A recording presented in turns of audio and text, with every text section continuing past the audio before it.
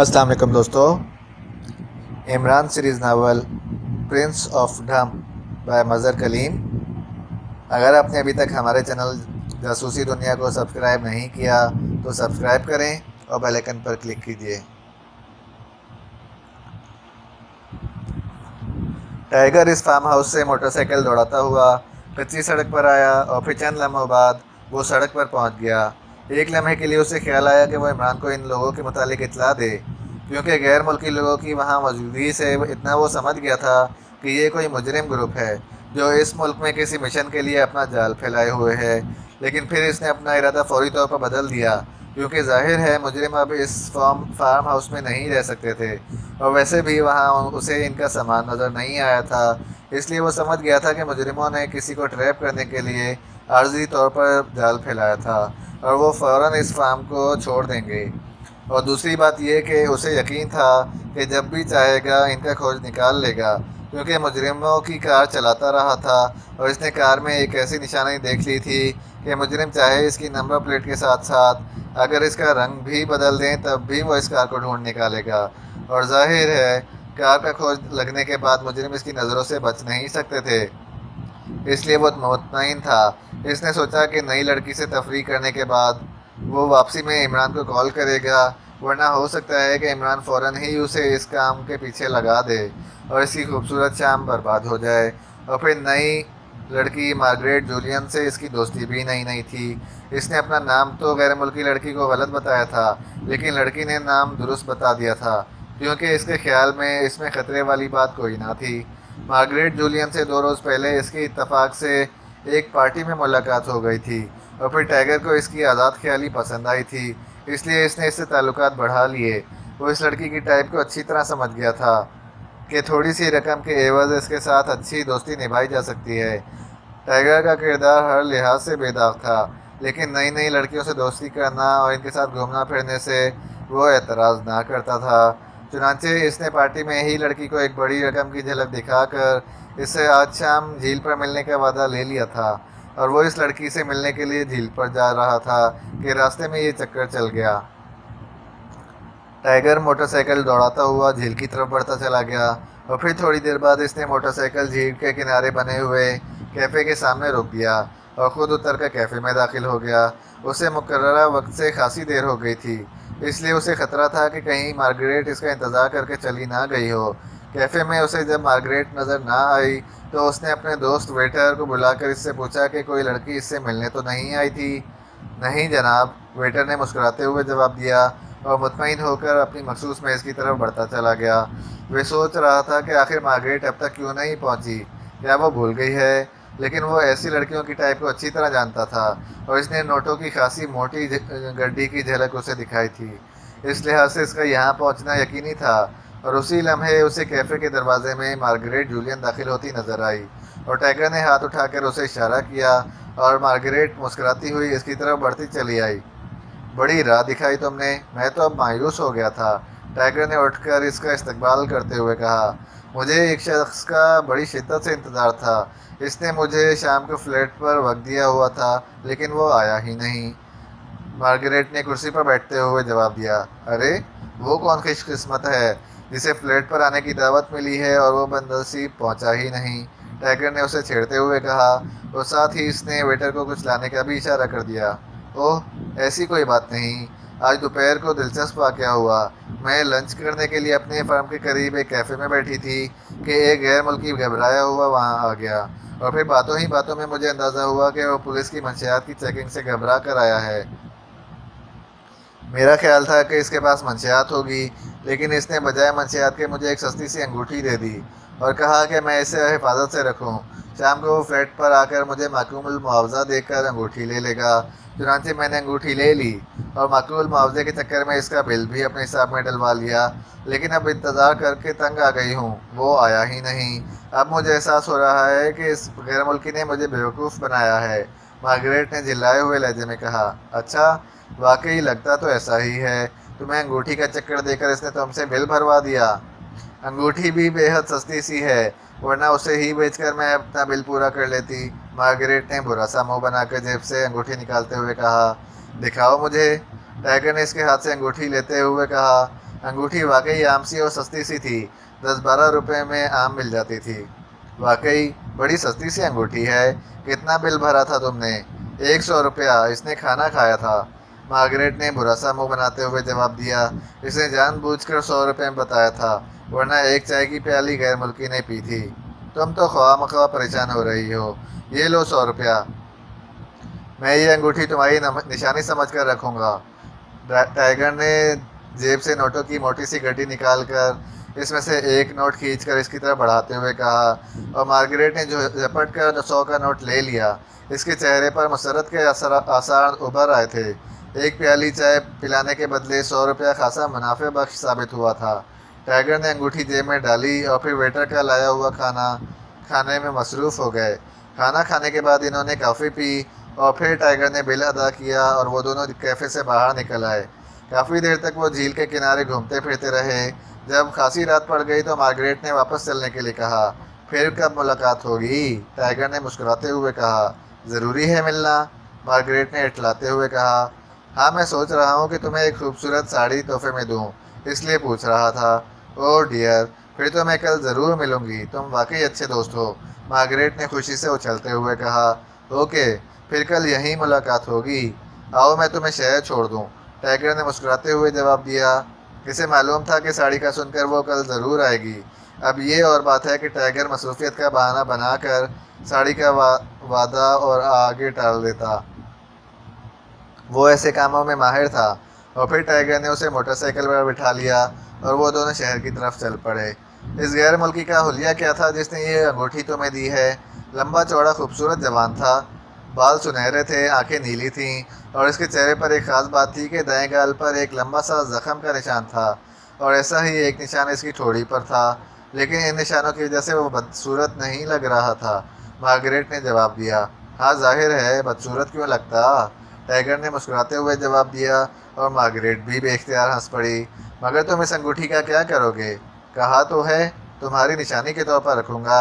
शायद इसी बहाने तुम अपने फ्लैट पर ही इस गैर मुल्की की तरह मुझे बुला लो, टाइगर ने जवाब दिया। बड़े शरीर हो तुम। वैसे तुम अच्छे दोस्त हो। कल फिर झील पर मिलने की बजाय मेरे फ्लैट पर ही आ जाओ। मैं तुम्हारी लाई हुई साड़ी पहनकर तुम्हें दिखाऊंगी भी और फिर इसी साड़ी में ही हम सैर करने चलेंगे, मार्गरेट ने फ़ौरन ही ऑफ़र करते हुए कहा। इसकी दावत बता रही थी कि ये सब कुछ साड़ी का ही करिश्मा है। ओह शुक्रिया, फिर मैं कल फ्लैट पर ही आ जाऊंगा। मगर मुझे तुम्हारे फ्लैट का तो पता ही नहीं। Flat number 10 Wellington road, Margaret ने पता बताते हुए कहा। 10 नंबर फ्लैट तो मुझे याद ही रहेगा, टाइगर ने हंसते हुए कहा और मार्गरेट भी हंस पड़ी। और फिर मार्गरेट के कहने पर टाइगर ने इसे एक चौक पर छोड़ दिया। शायद मार्गरेट उसे बगैर साड़ी के अपने फ्लैट पर ना ले जाना चाहती थी और टाइगर भी यही चाह रहा था कि किसी तरह मार्गरेट इस वक्त टले तो वो होटल अपने कमरे में जाकर इस अंगूठी का तफसीली जायज़ा ले, क्योंकि उसे अंगूठी की साख कुछ अजीब सी लगी थी। और फिर गैर मुल्की का इस तरह घबरा कर और पुलिस की चेकिंग से बचने के लिए अंगूठी देना उसे शक में डाल रहा था। चुनांचे इसने मार्गरेट को चौक पर उतारा और फिर कल आने का वादा करके इसने मोटरसाइकिल की रफ्तार बढ़ा दी और अब वो जल्द अज जल्द अपने होटल पहुंचना चाहता था। इमरान कार में सवार गुलिस्तान कॉलोनी की इस कोठी तक पहुंच गया जिसकी निशानदही मादाम इश्मारा के लिबास में मौजूद आई विजन बटन ने की थी। कोठी से कुछ फासले पर इसने कार रोक दी और फिर काफ़ी देर तक कार में बैठा कोठी की निगरानी में मसरूफ़ रहा। लेकिन जब उसे वहां बैठे काफ़ी देर हो गई और इसने कोठी से किसी को निकलते या दाखिल होते ना देखा तो उसे उकताहट सी महसूस हुई। इसने सोचा कि वो कोठी के अंदर दाखिल होकर हालात का जायज़ा ले। शायद कोई ऐसी बात सामने आ जाए जिससे मादाम इश्मारा के मिशन पर रोशनी पड़ सके। चुनांचे वो कार से उतरा और फिर तेज़ तेज़ कदम उठाता कोठी की पुष्ट पर पहुंच गया। कोठी की दीवार तो ज़्यादा ऊंची ना थी, लेकिन दीवार पर बिजली की नंगी तारें नस्ब की गई थीं और इमरान इन तारों को देखते ही समझ गया था कि इनमें बरकी रूह भी दौड़ रही होगी। लेकिन भला इमरान ऐसे बचगाना हरकतों को कहाँ डरने वाला था। इसने अपना कोट उतारा और फिर उसने उसे लहरा कर दीवार के ऊपर मौजूद तारों पर डाल दिया। दूसरे लम्हे इसने उछलकर दीवार की ईंटों पर हाथ जमाए और फिर हाथ के बल पर वो उछलकर कोट के ऊपर चढ़ गया। कोट की वजह से इसका जिस्म तारों से मस ना हुआ और वो आसानी से दूसरी तरफ कूद गया। इसने कोट उतार कर दोबारा पहन लिया। کوٹھی کی پچھلی طرف اندھیرا تھا جبکہ سامنے کی طرف بلب جل رہے تھے، اس لیے عمران سمجھ گیا کہ سامنے مسلح افراد کی موجودگی کا امکان ہو سکتا ہے، اور پچھلی طرف وہ صرف بجلی کے ننگی تارے لگا کر ہی ممکن ہو گئے تھے۔ عمران کوٹ پہن کر تیزی سے چلتا ہوا آگے بڑھا اور پھر اسے دیوار کے ساتھ لگا ہوا سینیٹری پائپ چھت تک جاتا نظر آ گیا۔ عمران نے ادھر ادھر دیکھا اور دوسرے ہی لمحے وہ کسی بندر کسی پھرتی سے پائپ پر چڑھتا چلا گیا۔ چھت پر پہنچ کر وہ احتیاط سے قدم اٹھاتا سیڑھیوں کے ذریعے نیچے اترتا چلا گیا۔ درمیانی منزل میں ایک راہداری گھوم کر بائیں طرف چلی گئی تھی۔ اس میں کمروں کے روشن دان تھے اور راہداری میں کاٹ کباڑ بھرا ہوا تھا۔ ایک روشن دان سے روشنی راہداری میں پڑ رہی تھی۔ عمران احتیاط سے راہداری میں چلتا ہوا اس روشن دان کی طرف بڑھتا چلا گیا۔ اس نے روشن دان کے قریب پہنچ کر نیچے جھانکا، دوسرے لمحے وہ چونک پڑا۔ کمرے میں مادام اشمارا ایک اور غیر ملکی کے ساتھ موجود تھی۔ روشن دان ذرا سا کھلا ہوا تھا، اس لیے ان دونوں کی باتوں کی مدھم سی آوازیں بھی سنائی دے رہی تھیں۔ مادام اشمارا اس غیر ملکی سے کہہ رہی تھی، مائیکل، فوراً شہر میں پھیلے ہوئے اپنے آدمیوں کو کال کر لو اور کہو کہ وہ فوراً شکیل ٹاؤن پہنچ کر کوٹھی نمبر 12 کو گھیر لیں۔ راشیل مشن والی انگوٹھی سمیت اسی کوٹھی میں ہے، ہمیں فوراً وہاں چھاپا مارنا ہوگا۔ میرا خیال ہے بلیک گرل نے یہاں ہی ہیڈ کوارٹر بنایا ہے۔ مادام کا لہجہ پرجوش تھا۔ مگر مادام، اگر یہاں بلیک گرل کا ہیڈ کوارٹر ہے تو ہمیں پوری طرح تیار ہو کر جانا ہوگا، کیونکہ ظاہر ہے وہاں بلیک گرل کا پورا گینگ موجود ہوگا۔ دوسرے آدمی نے، جس کو مادام نے مائیکل کے نام سے پکارا تھا، جواب دیتے ہوئے کہا، اوہ ہاں واقعی، یہ لوگ بے حد خطرناک ہیں، ہمیں پوری طرح تیار ہو کر جانا چاہیے۔ تم اپنے آدمیوں کو واپس بلا لو، میں خود ان کے ساتھ جا کر راشیل کو لے کر آؤں گی، ہر قیمت پر۔ مشن مکمل انگوٹھی میں ہے اور ایسا نہ ہو کہ بلیک گرل وہ انگوٹھی حاصل کر لے۔ مادام اشمارا نے سر ہلاتے ہوئے کہا اور پھر مائیکل کمرے سے باہر چلا گیا، جبکہ مادام ایک اور دروازے میں غائب ہو گئی۔ بلیک گرل والی انگوٹھی سے عمران بہت کچھ سمجھ گیا تھا۔ اسے خیال آ گیا کہ یقیناً بات اسی انگوٹھی کی ہو رہی ہوگی جسے دیتے ہوئے مادام اشمارا کی جان نکل رہی تھی، اور اس نے شادی والے روز سے پہلے ہی اپنے کسی آدمی راشیل کو وہ انگوٹھی دے دی تھی اور خالی انگوٹھی عمران کو پکڑا دی تھی، اور اب وہ راشیل انگوٹھی سمیت کسی بلیک گرل کے قبضے میں ہے۔ عمران تیزی سے واپس پلٹا۔ اس نے فیصلہ کر لیا تھا کہ وہ مادام اشمارا سے پہلے ہی اس راشیل کو اٹھا لائے گا تاکہ اس سے وہ انگوٹھی حاصل کی جا سکے۔ چنانچہ وہ واپس چھت پر پہنچا اور پھر اسے صحیح سلامت کوٹھی سے باہر آنے میں کوئی تکلیف نہ ہو۔ البتہ جس وقت وہ نیچے چھلانگ لگا رہا تھا، اچانک سائیڈ روڈ سے ایک موٹر سائیکل گلی میں داخل ہوا۔ موٹر سائیکل سوار نے موٹر سائیکل کا رخ اس کی طرف کیا، مگر عمران نے اس کا ارادہ بھانپتے ہی تیزی سے اسے جھکائی دی اور پھر وہ تیزی سے بھاگتا ہوا دوسری گلی میں بڑھتا چلا گیا۔ اسے معلوم تھا کہ موٹر سائیکل کو گھمانے اور اس کے پیچھے آنے تک کافی وقت لگے گا اور اس دوران وہ اپنی کار تک پہنچ جائے گا۔ چنانچہ وہی ہوا۔ جب عمران کار کے قریب پہنچا تو موٹر سائیکل سوار سڑک پر نمودار ہوا۔ عمران فوراً ہی کار کے پیچھے دبک گیا۔ موٹر سائیکل سوار کچھ دیر ادھر ادھر دیکھتا رہا، پھر وہ مادام اشمارا کی کوٹھی کے گیٹ کی طرف بڑھتا چلا گیا۔ جب وہ کوٹھی کے اندر داخل ہوا تو عمران کار میں داخل ہوا اور دوسرے لمحے وہ تیز رفتاری سے کار دوڑاتا ہوا قریبی چوک پر پہنچ گیا۔ اس نے کار روکی اور پھر نیچے اتر کر چوک پر موجود پبلک فون بوتھ میں داخل ہو گیا۔ سکے ڈال کر اس نے دانش منزل کے نمبر گھمائے۔ X2۔ رابطہ قائم ہوتے ہی دوسری طرف سے بلیک زیرو کی آواز سنائی دی، طاہر، میں عمران بول رہا ہوں، تمام ممبروں کو ہدایت دے دو کہ وہ 15 منٹ کے اندر اسٹین گنوں اور بموں سے مسلح ہو کر شکیل ٹاؤن کی کوٹھی نمبر 12 پر پہنچ جائیں۔ زیادہ سے زیادہ 15 منٹ کے اندر میں وہیں موجود ہوں گا، اور جوزف کو فون کر کے کہہ دو کہ وہ بھی میرے پاس پہنچ جائے۔ اسے ہدایت کرو کہ وہ موونگ سیڑھی والا بیگ اپنے ساتھ لے آئے۔ عمران نے بلیک زیرو کو ہدایات دیتے ہوئے کہا، بہتر، میں ابھی ہدایت دے دیتا ہوں۔ دوسری طرف سے بلیک زیرو نے اس بار اپنی اصل لہجے میں کہا، اور عمران نے ریسیور ہک سے لٹکایا اور پھر فون بوتھ سے نکل کر وہ دوبارہ کار میں بیٹھا اور پھر خاصی تیز رفتاری سے وہ شکیل ٹاؤن کی طرف بڑھتا چلا گیا۔ شکیل ٹاؤن اور گلستان کالونی کے درمیان چونکہ خاصا فاصلہ تھا، دونوں کالونیاں شہر کی مخالف سمتوں میں تھیں، اس لیے عمران کو امید تھی کہ وہ جتنا بھی تیزی سے جائے، بہرحال اسے شکیل ٹاؤن پہنچنے میں 10-15 منٹ تو لگ ہی جائیں گے۔ اس لیے اس نے ممبروں کو وہاں پہنچنے کے لیے 15 منٹ دیے تھے۔ اسے معلوم تھا کہ 15 منٹ کے اندر وہ سب لوگ وہاں پہنچ جائیں گے، اور پھر واقعی عمران کی کار جب شکیل ٹاؤن کی حدود میں داخل ہوئی تو اسے چلے ہوئے 12 منٹ گزر چکے تھے۔ تھوڑی دیر بعد عمران نے 12 نمبر کوٹھی چیک کر لی۔ اس کوٹھی کے دونوں اطراف میں خالی پلاٹ پڑے ہوئے تھے۔ عمران نے کار ایک طرف کھڑی کی اور پھر نیچے اتر آیا۔ صفدر، کیپٹن شکیل اور نعمانی وہاں پہلے ہی موجود تھے اور پھر 3 منٹ کے اندر باقی لوگ بھی وہاں پہنچ گئے۔ جوزف بھی کار میں پہنچ گیا اور عمران نے انہیں ہدایات دینی شروع کر دیں۔ وہ چونکہ کوٹھی سے کافی دور اندھیرے میں کھڑے تھے، اس لیے انہیں دیکھ لیے جانے کا کوئی خطرہ نہ تھا۔ عمران سے ہدایات ملنے کے بعد وہ سب تیزی سے بکھرتے چلے گئے۔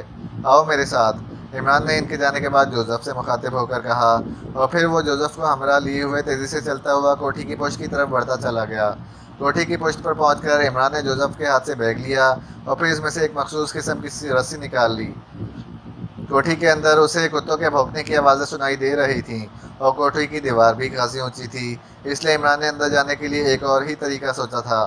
اس نے بیگ میں سے ایک چوڑے دہانے والے گن کے پارٹس نکالے اور پھر اسے تیزی سے جوڑ دیا۔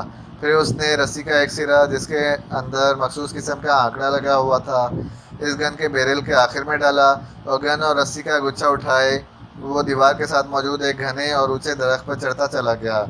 جوزف نے بیگ بند کیا اور اسے کاندھے پر لٹکا کر وہ بھی درخت پر چڑھتا چلا گیا۔ اسے معلوم تھا کہ عمران اندر جانے کے لیے کیا طریقہ اختیار کرنا چاہتا ہے، کیونکہ عمران نے اس بیگ میں موجود سامان کے استعمال کی جوزف کو خاص طور پر ٹریننگ دی تھی، اور یہ بیگ پوری عمر و عیار کی زنبیل تھی۔ اس میں عمران نے ایمرجنسی کے لیے ایسی چیزیں رکھی ہوئی تھیں جو بظاہر تو کسی کام کی دکھائی نہ دیتی تھیں، لیکن جوزف جانتا تھا کہ ان کے ذریعے کیا کیا نہیں کیا جا سکتا۔ عمران نے درخت پر پہنچ کر رسی کا دوسرا سرا درخت کی ایک مضبوط شاخ سے باندھا اور پھر گن کو کوٹھی کی عمارت کی طرف کر کے اس نے ایک مخصوص زاویے سے اسے جھٹکا دیا اور پھر ٹریگر دبا دیا۔ اس کے ہاتھ کو ہلکا سا جھٹکا لگا اور گن کے بیرل میں سے آنکڑا نکل کر گولی کی سی رفتار سے عمارت کی طرف بڑھتا چلا گیا۔ رسی تیزی سے کھلتی جا رہی تھی اور پھر آنکڑا چھت کی منڈی پر جا کر گرا اور عمران نے ایک طویل سانس لیتے ہوئے رسی کے دوسرے سرے کو مخصوص انداز میں جھٹکا دے کر کھینچا اور رسی تن گئی۔ ابھی بہت سی رسی بچی ہوئی تھی، اس لیے عمران نے اسے کھینچ کر اس کو درخت کی شاخ سے مضبوطی سے باندھ دیا، اور اب درخت اور عمارت کے درمیان رسی تنی ہوئی تھی۔ رسی چونکہ سیاہ رنگ کی تھی، اس لیے وہ غور سے دیکھنے پر ہی نظر آ سکتی تھی۔ میرے پیچھے چلے آؤ، عمران نے کہا، اور پھر اس نے تنی ہوئی رسی کو پکڑا اور تیزی سے جھولتا ہوا آگے بڑھتا چلا گیا۔ اس کی رفتار خاصی تیز تھی، اس لیے چند ہی لمحوں میں وہ رسی سے لٹکتا ہوا عمارت کی چھت پر پہنچ گیا۔ جوزف نے بیگ کی ڈوری کو گلے میں ڈالا اور چند ہی لمحوں بعد جوزف بھی عمران کی پیروی میں رسی سے جھولتا ہوا عمارت کی چھت پر پہنچ گیا، اور پھر سیڑھیاں اتر کر نیچے آئے اور چند ہی لمحوں بعد عمران ایک راہداری میں پہنچ گیا۔ عمارت کی ساخت سے ہی اس نے اس کی اندرونی بناوٹ کا اندازہ لگا لیا تھا، اس لیے وہ راہداری میں گزر کر ایک جگہ رک گیا۔ یہاں ایک بڑا سا روشن دان تھا جس میں سے روشنی باہر آ رہی تھی۔ عمران نے اندر جھانکا تو اس کی آنکھوں میں چمک ابھر آئی۔ کمرے میں اسے ہر طرف دیواروں کے ساتھ تشدد کے آلات لٹکے ہوئے نظر آ رہے تھے۔